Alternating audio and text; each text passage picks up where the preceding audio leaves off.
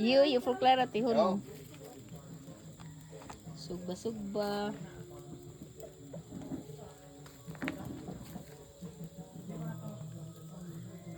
Asa ka?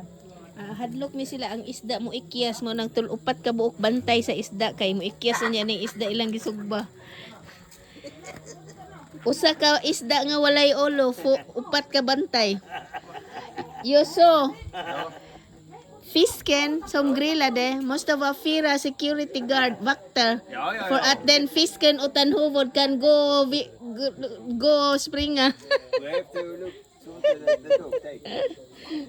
So, upat gwardiya. Kaya mo layat to niya ni isda ngoy o. Så en grillar, 3 tittar på. Ha? En grillar, 3 tittar på. Ja, precis. Och sen och deras charcoal är organisk. Ja, verkligen. Cool. Vilket liv, hör du?